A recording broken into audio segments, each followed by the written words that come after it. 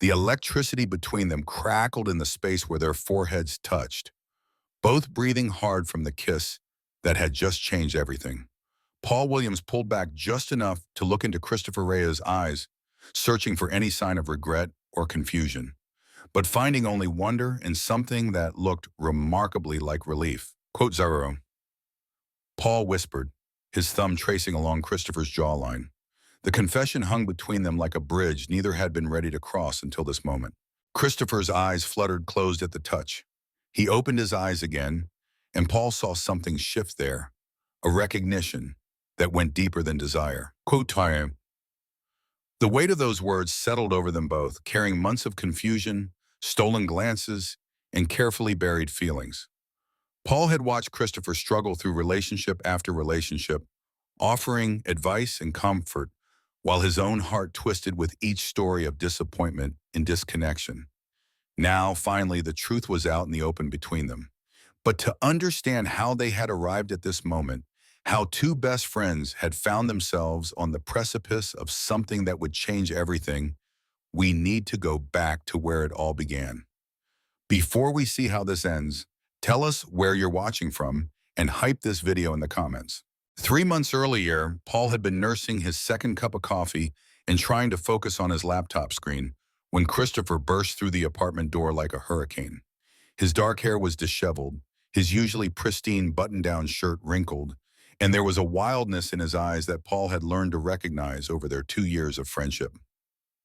"She broke up with me," Christopher announced without preamble, dropping his keys on the counter with more force than necessary. Paul looked up from his work, taking in his roommate's appearance with practiced concern. "Time." Christopher ran both hands through his hair, making it stick up at odd angles. Quote 6. He laughed, but there was no humor in it. Quote 7.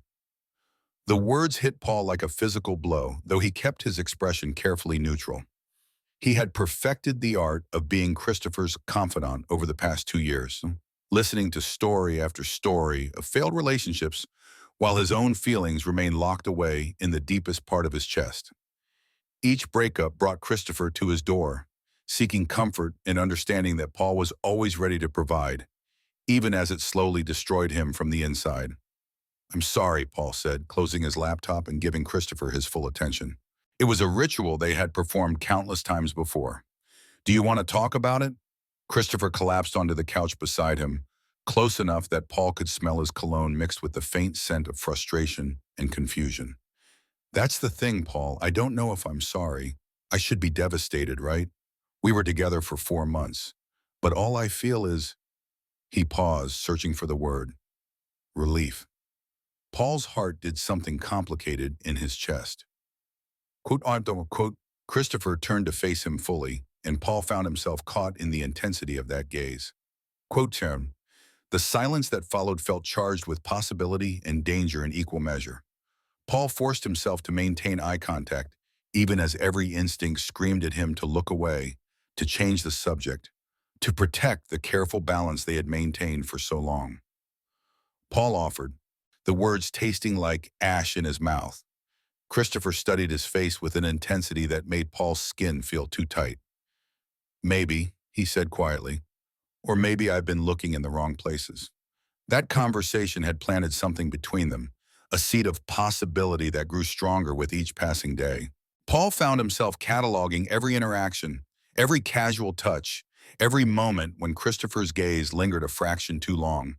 He told himself he was imagining things, that his own desperate hope was coloring his perception of innocent friendship. But then there were moments that felt like anything but innocent.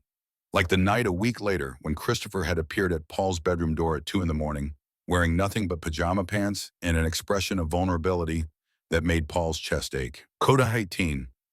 Christopher had said, and something in his voice made Paul immediately scoot over in bed without question. They had lain there in the darkness, not touching, but acutely aware of every breath, every shift in position. Paul had stared at the ceiling and had tried to ignore the way his body responded to Christopher's presence beside him, the warmth radiating from his skin, the soft sound of his breathing gradually evening out as sleep finally claimed him. Paul had remained awake until dawn, memorizing the weight of Christopher's presence beside him, and trying not to read too much into the way Christopher had unconsciously moved closer during the night until they were nearly touching from shoulder to ankle. When Christopher woke, he had seemed almost surprised to find himself there, but not embarrassed. Instead, he had turned on his side to face Paul, studying his profile in the early morning light. "Udamayan," he had said simply, quote, 20 bond, quote. The words had hung between them, loaded with meaning that neither was ready to examine too closely. Christopher had eventually gotten up and returned to his own room, but something had shifted between them in those quiet hours. A line had been crossed, even if neither of them was ready to acknowledge it. The pattern continued over the following weeks. Christopher would seek Paul out for conversations that started casual but inevitably turned deeper, more personal. They would sit on the couch with gradually decreasing space between them, ostensibly watching television but really just existing in each other's presence. Paul began to notice things he had trained himself to ignore before. The way Christopher's eyes would drop to his lips when he was talking. How Christopher would find excuses to touch him, brief contacts that lingered just a moment longer than necessary. The way Christopher seemed more relaxed, more himself when it was just the two of them. But Paul also noticed Christopher's confusion, the way he would sometimes pull back abruptly as if catching himself doing something he shouldn't, the questions in his eyes that he never quite voiced, the growing restlessness that seemed to follow him through his days. It all came to a head on a Thursday evening in late October. Paul had been grading papers at the kitchen table when Christopher came home from work, looking more disheveled than usual. His tie was loosened, his sleeves rolled up, and there was a tension in his shoulders that spoke of a particularly difficult day. Quote 22, Paul asked, looking up from his stack of essays. Christopher paused in the act of loosening his tie completely. Quote 23. Paul's pen stilled against the paper. Jerry Martinez worked in Christopher's department, and Paul had met him at a few office parties. Tall, conventionally attractive, with an easy smile and the kind of confidence that drew people to him like moths to a flame. Quote 24. Paul managed, proud that his voice remained steady. Quote 20, quoted 20s. The words hit Paul like a shockwave. He looked up to find Christopher watching him intently, as if gauging his reaction. Quote 27. Paul asked, though part of him was terrified of the answer. Christopher moved to the kitchen island, gripping the edge with both hands. Quote 28. He gestured vaguely. Quote 29. Paul set down his pen carefully. Quote 30. Quote 30. Christopher's knuckles were white where he gripped the counter, and I keep coming back to the same conclusion. Which is? Christopher looked up, meeting Paul's eyes directly. Quote 34. The air between them felt electric, charged with the weight of words not yet spoken. Paul could feel his heart hammering against his ribs, could see the same nervous energy reflected in Christopher's posture. What questions should you be asking? Paul's voice came out rougher than intended. Christopher pushed away from the counter, moving closer until he was standing just on the other side of Paul's chair. Like why the thought of dating Jerry made me feel claustrophobic, but sitting here with you feels like coming home. Paul's breath caught. Quote 37. Quote 38. Christopher's voice dropped to barely above a whisper, or why I've started wondering what it would feel like to kiss someone who actually understands me. The words hung between them, impossible to take back. Paul stood slowly, his chair scraping against the floor in the sudden silence. They were close enough now that he could see the flecks of gold in Christopher's brown eyes, could count the freckles scattered across his nose. Quote 40. Paul said again, but this time it sounded less like a warning and more like a prayer. Quote 4. Christopher said in a rush, the words tumbling out like he had been holding them back for weeks. Quote found. Paul felt the world tilt on its axis. Everything he had hoped for, dreamed about, convinced himself was impossible, was suddenly within reach.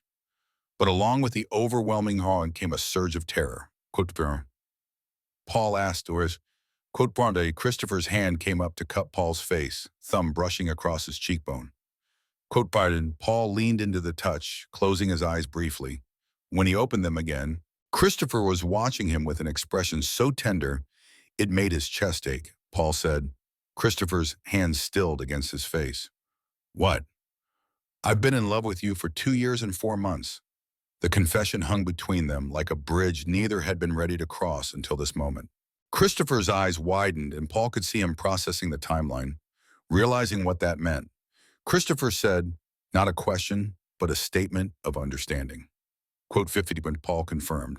Quote 51, Christopher's other hand came up to frame Paul's face completely.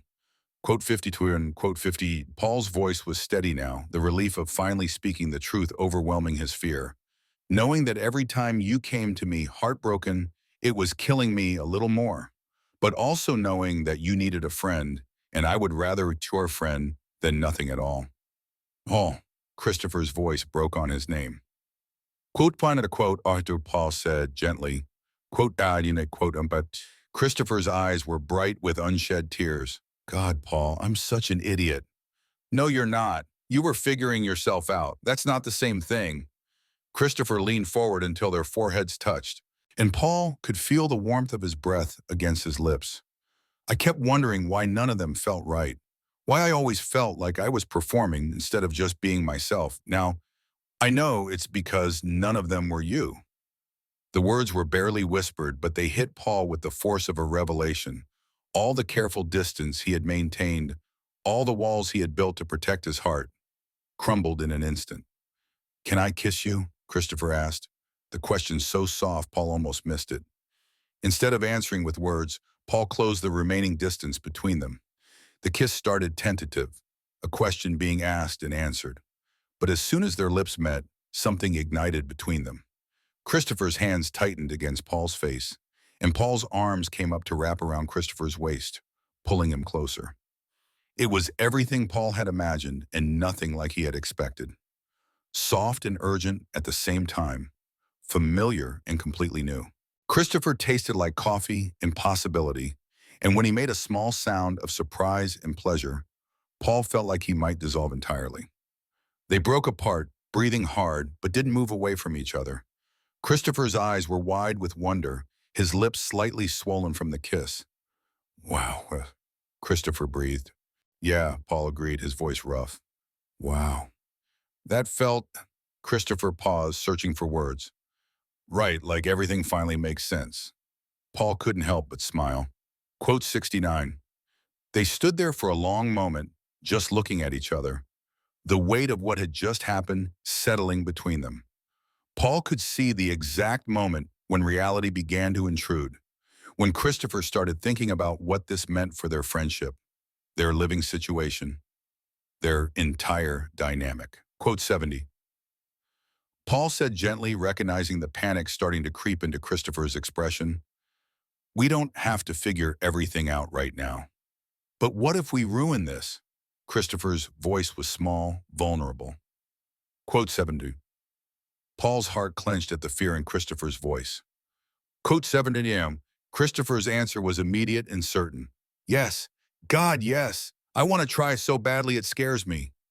Then we'll figure it out together, Paul said simply, one day at a time. Christopher's smile was like sunrise, bright and full of promise. Quote 78. Quote 79. Paul confirmed and kissed him again.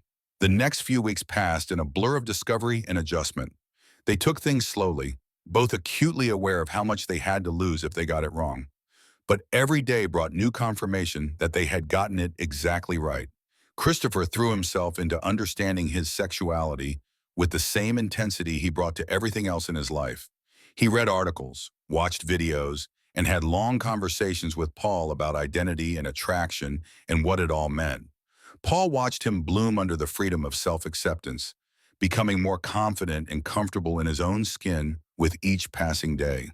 They established new routines and boundaries, navigating the shift from friends to something more with careful consideration for each other's needs and comfort levels. Some things changed completely, like the way they said goodnight now with soft kisses and whispered endearments. Others remained exactly the same, like their Sunday morning tradition of making pancakes together while still in their pajamas.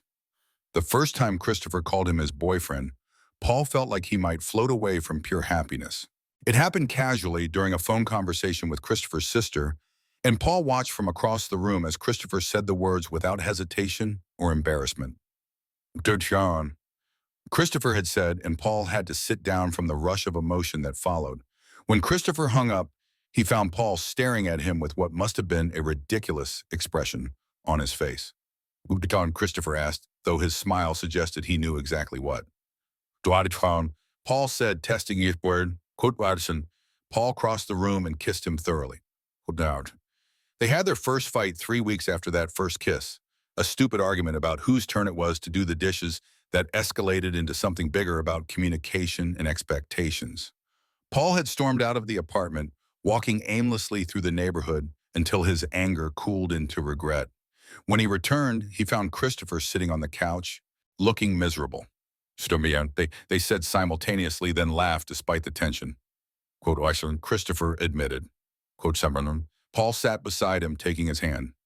Quote, quote, mine and Christopher needed to quote one. They talked it through, establishing better communication patterns and reassuring each other that they were both committed to making this work.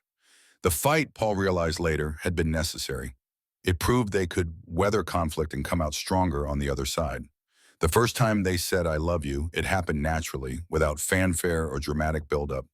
They were lying in bed on a lazy Saturday morning, Christopher reading while Paul dozed against his shoulder.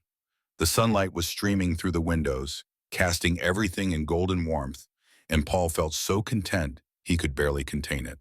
Quote 91, Christopher said quietly, not looking up from his book.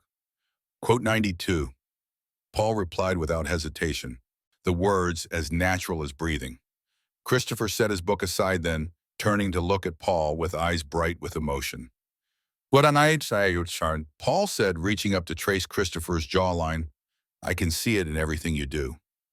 They made love for the first time that morning, slow and careful and full of whispered endearments.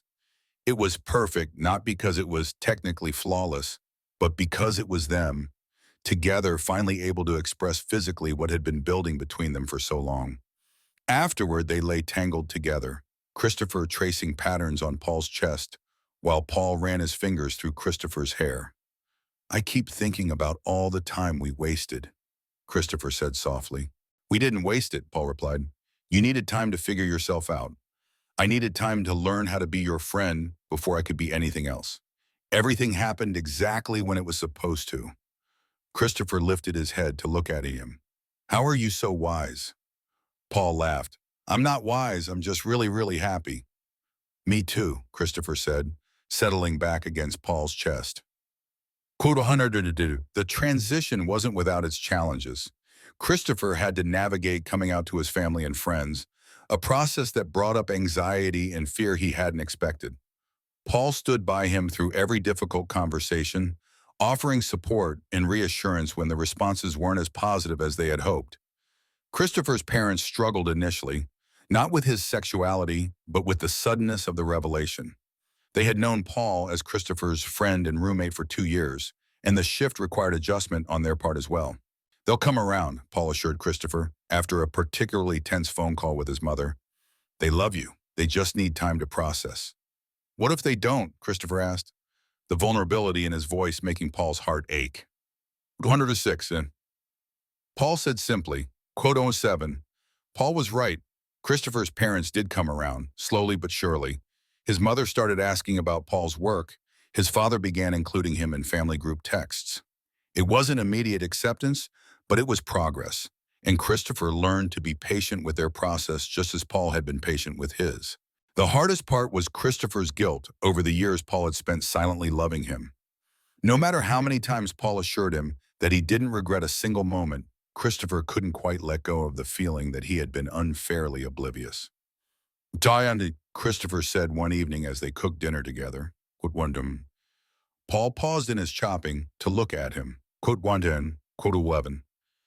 The fear in Christopher's voice was real and raw, and Paul set down his knife to give him his full attention. "But I didn't give up," Paul said gently, "and I didn't move on. I'm here with you, exactly where I want to be." "How did you know?" Christopher asked.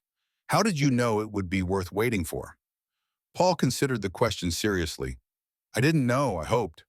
And I loved you enough to believe that even if you never felt the same way, having you in my life as a friend was better than not having you at all." Christopher crossed the kitchen to wrap his arms around Paul from behind, resting his chin on Paul's shoulder. Paul said, leaning back into the embrace. 119 and quote 120, Christopher said quietly.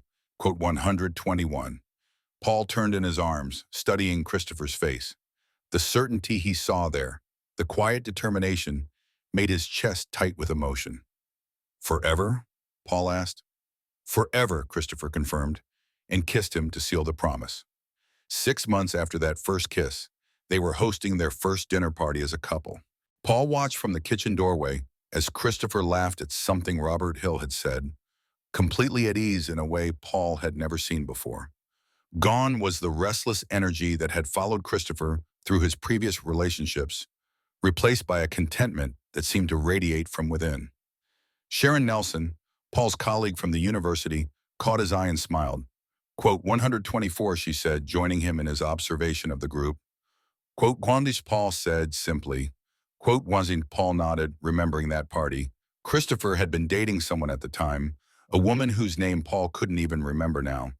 He had watched Christopher play the part of the attentive boyfriend while his eyes remained distant and distracted.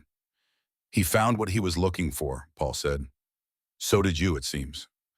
Paul glanced at Sharon, surprised by the observation. She was watching him with the knowing look of someone who had seen more than she had let on. Was it that obvious? Paul asked. Sharon laughed. Only to someone who was paying attention. You looked at him like he hung the moon, but you were so careful never to let anyone else see it. I wondered if you would ever tell him. I almost didn't, Paul admitted.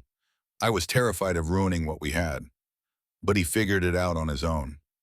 Eventually, Paul smiled, remembering that night in the kitchen when everything had changed. He's smarter than he gives himself credit for. They watched as Christopher gestured animatedly while telling a story, his face bright with enthusiasm. When he caught Paul watching him, his entire expression softened, and he sent Paul a look so full of love and warmth that Paul felt his knees go weak even after all these months. Excuse me, Paul said to Sharon, unable to resist the pull any longer.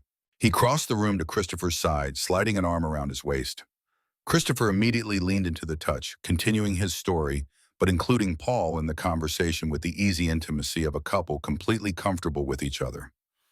Later, after their guests had gone home and they were cleaning up the kitchen together, Christopher paused in loading the dishwasher to watch Paul wipe down the counters. Quote 137, Paul asked, noticing the scrutiny. Quote 138, Christopher read. Quote 139. Paul set down the dish towel and moved to stand in front of Christopher. Quote 140. Quote and Christopher's answer was immediate and certain. About how long it took me to get here? Sometimes. But then I think about how much I appreciate this because I know what it's like to feel lost and disconnected. I don't take any of it for granted. Good, Paul said, reaching up to straighten Christopher's collar. What did Christopher asked, echoing a conversation they had had months earlier. Quote 146.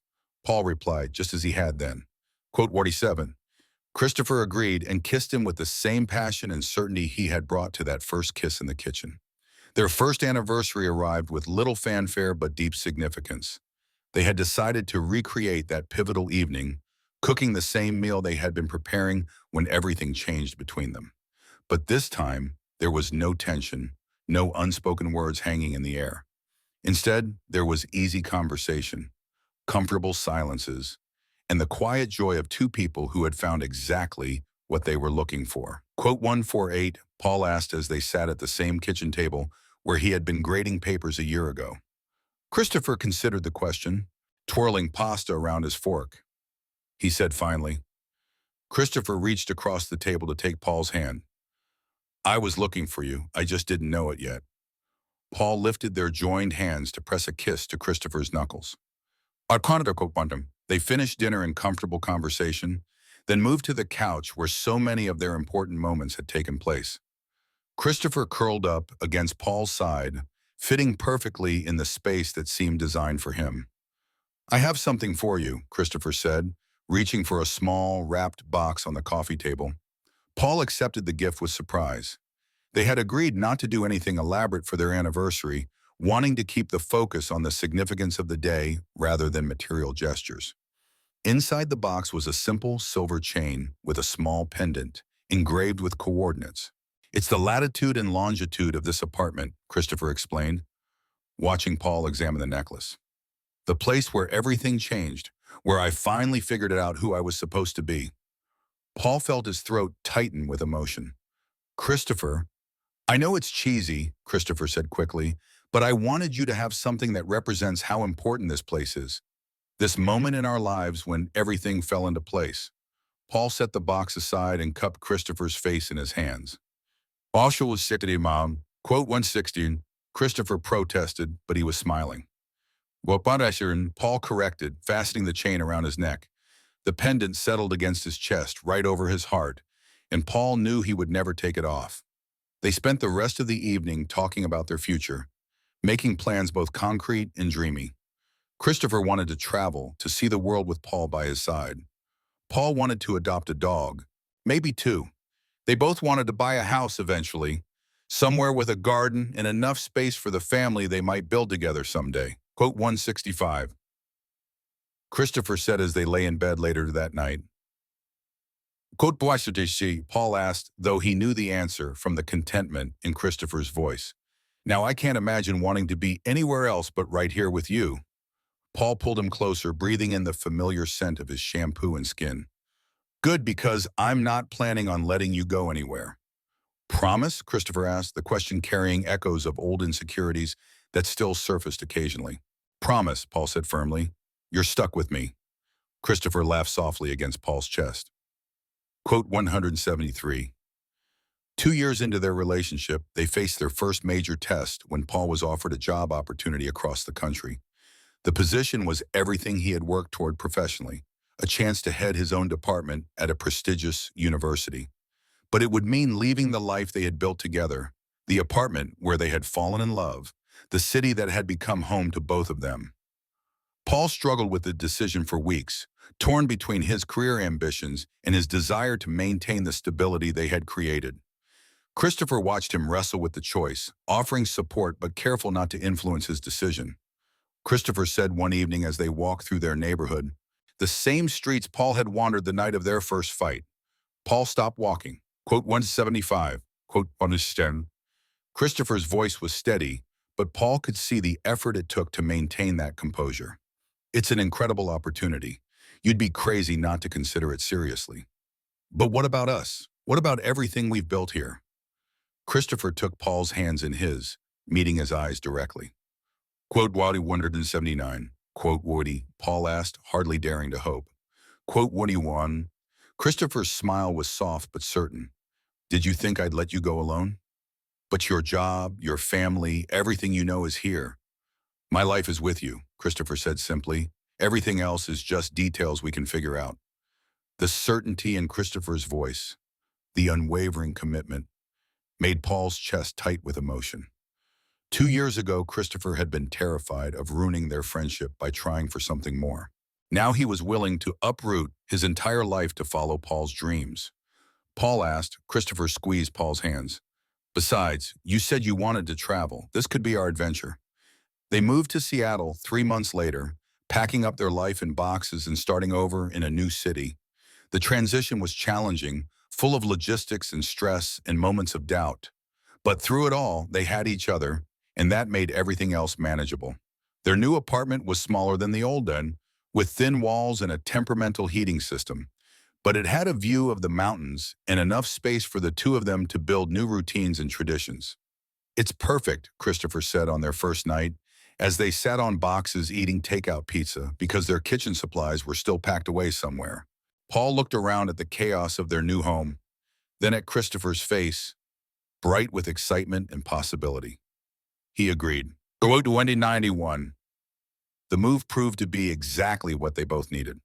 Paul thrived in his new position, energized by the challenges and opportunities it provided. Christopher found work with a tech startup that appreciated his skills and innovative thinking. They made new friends, discovered new favorite restaurants, and explored hiking trails that reminded them both why they had fallen in love with the Pacific Northwest. But more than that, the move proved to both of them that their relationship could weather major changes.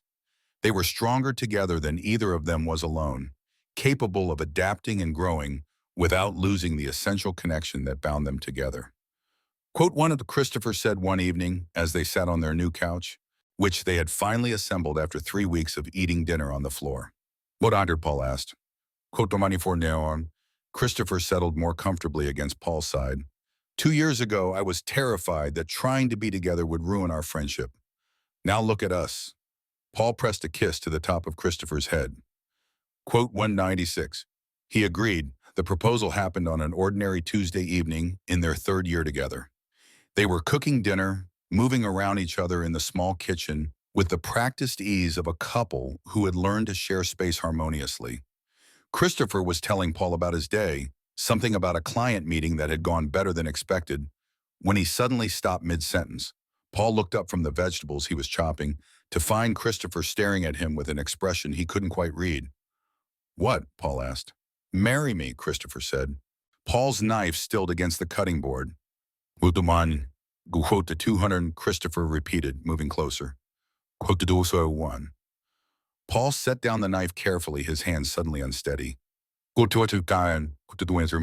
Christopher continued, the words tumbling out in a rush.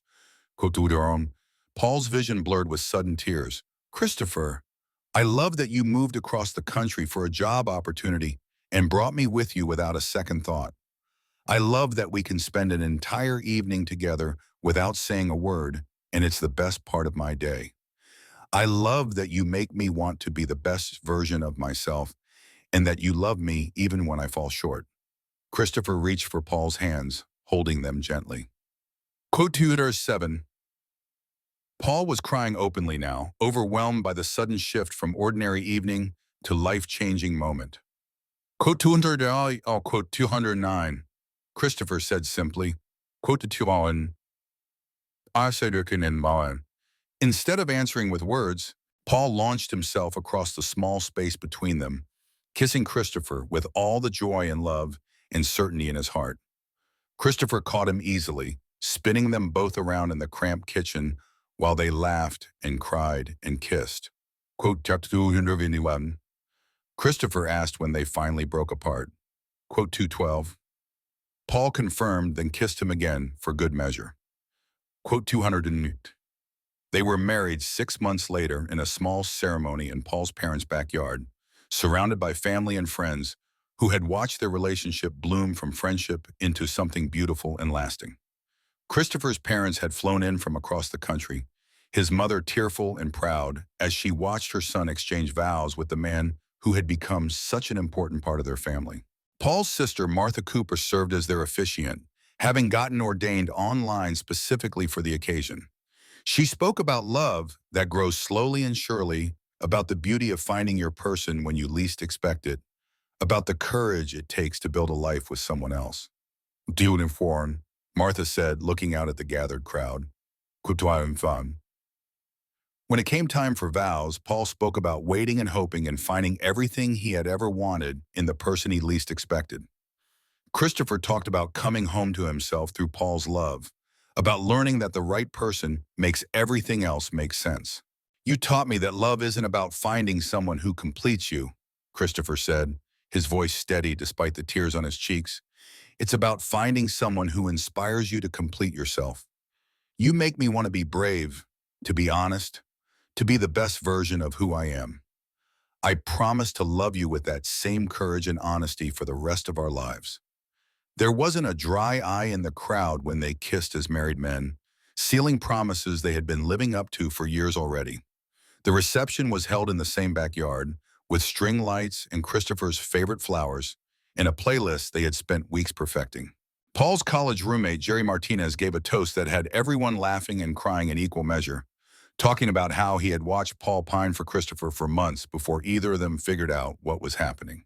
What to Jerry said, raising his glass. Kotana Sudan then.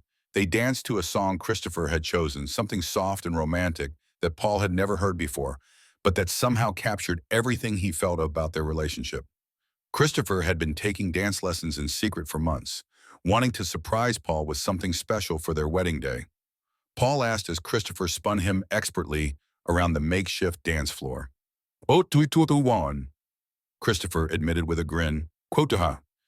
Paul laughed, pulling Christopher closer. Quota, quotatwa, Christopher said seriously. Quotatwam, quotatwas. Paul agreed, then kissed his husband because he could, because Christopher was his husband now, because they had made it official in front of everyone they loved. The evening ended with the two of them alone in their hotel room, still in their wedding clothes but barefoot, sharing leftover cake and talking about the day. Christopher had loosened his tie and rolled up his sleeves, and Paul thought he had never looked more handsome. Christopher asked, feeding Paul a bite of cake. Quote, two to the eight. Paul said, and then reconsidered. Quote, and quote, ons, quote, tawandaman. Paul corrected. Quote, tram. Christopher set aside the plate of cake and moved closer until he was sitting in Paul's lap. I love you, husband. I love you too, husband, Paul replied, the words still new and wonderful on his tongue. They made love as married men for the first time that night, slow and tender and full of whispered promises about the future they would build together. Afterward, they lay tangled together in the hotel bed, Christopher's head on Paul's chest, both of them too happy and overwhelmed to sleep. Do you ever think about how different things could have been? Christopher asked quietly. If I hadn't figured myself out, if you had given up on me, if we had never taken that chance. Paul ran his fingers through Christopher's hair, considering the question. Chapter 37. Quote shine, quote yaman, Paul said firmly. Quote one. Christopher lifted his head to look at Paul. Quote one, quote and Paul said, reaching up to trace Christopher's jawline. We found each other, and we were brave enough to take a chance on something that could have changed everything. It did change everything, Christopher pointed out. For the better, Paul said, pulling him down for a kiss. Definitely for the better. 5 years after their wedding, they were hosting Thanksgiving dinner in their new house. The one with the garden Paul had dreamed about and enough space for the family they were in the process of building. The adoption paperwork was nearly complete, and in a few months, they would welcome their daughter home. Paul watched from the kitchen as Christopher played with his nephew in the living room, both of them sprawling on the floor with building blocks and toy cars. Christopher's natural ease with children had been one of the many things that had convinced Paul they were ready to be parents together. Sharon Nelson said, joining Paul at the window, she had remained one of their closest friends through all the changes and transitions, a constant presence in their lives. Quote 48. Paul agreed, his chest warm with love and anticipation. Quote 249, quote 250, quote Tadafim. Paul said that boy name still new enough to make him smile. Quote 250 and quote 25. Paul nodded, watching as Christopher helped his nephew build an elaborate tower of blocks. Quote Tasano and quote Sharon observed with a smile at quote Dawn. The afternoon passed in a blur of family conversation, shared memories, and good food. Paul's parents had driven up from California, and Christopher's family had flown in from the East Coast. The house was full of laughter and warmth, exactly what they had both dreamed of when they had bought it 2 years earlier. As the evening wound down and their guests began to leave, Paul and Christopher found themselves alone in their kitchen, cleaning up the remnants of the meal. It was a familiar routine now, one they had perfected over years of shared domesticity. Quote 257. Christopher asked, loading the last of the dishes into the dishwasher. Quote 258. Paul replied, wrapping his arms around Christopher from behind. Quote 259. Quote Chetan, Christopher said, leaning back into the embrace. Quote Tran. Quote Shasram, Paul asked. Christopher was quiet for a moment, considering the question. Quote, he admitted finally. Quote Sharon. Quote to Sharon. Paul agreed, pressing a kiss to Christopher's temple. And she's going to be so loved. She really is. They stood there in their kitchen, surrounded by the evidence of a life well lived and fully shared, holding each other and thinking about the future that stretched out before them. 7 years earlier, they had been two friends navigating the complicated territory between friendship and something more. Now they were married, homeowners, soon-to-be parents, with a love that had only grown stronger and deeper with time. Do you ever miss it? Paul asked suddenly. Miss what? The simplicity of before, when we were just roommates and friends and everything was uncomplicated. Christopher turned in Paul's arms to face him directly. Quote 271, he said without hesitation. Quote 272. Paul smiled, reaching up to cup Christopher's face. Even when I leave my books all over the house and never finish reading any of them? Especially then, Christopher said, grinning, though I reserve the right to complain about it occasionally. And I reserve the right to ignore your complaints and continue leaving books everywhere. Deal, Christopher said, and sealed it with a kiss. Later that night, as they lay in bed talking about Emma and making plans for her arrival, Paul reflected on the journey that had brought them to this moment. From that first confused conversation about why relationships felt wrong to this moment of perfect contentment, they had traveled so far together. Christopher? Paul said into the darkness. Hmm? Thank you. For what? For being brave enough to figure yourself out. For taking a chance on us. For building this life while Christopher rolled over to face him, and even in the dim light, Paul could see the love in his eyes. Thank you for waiting for me to catch up. For loving me even when I didn't understand myself. For showing me what real love looks like. They kissed softly, a gentle affirmation of everything they had shared and everything they still had ahead of them. Tomorrow would bring new challenges and new joys, but they would face them together, just as they had faced everything else. I love you, Christopher whispered against Paul's lips. Quote 285. Paul replied, quote, Tudakanam, quote, Ishanam. Christopher agreed, and as they settled into sleep in their shared bed, in their shared home, preparing for the next chapter of their shared life, Paul knew with absolute certainty that they were exactly where they were meant to be. The waiting had been worth it.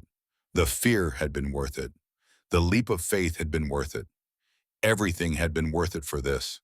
For Christopher's hand in his, for the promise of their daughter's arrival, for the quiet joy of a love that had grown from friendship into something eternal and unshakable.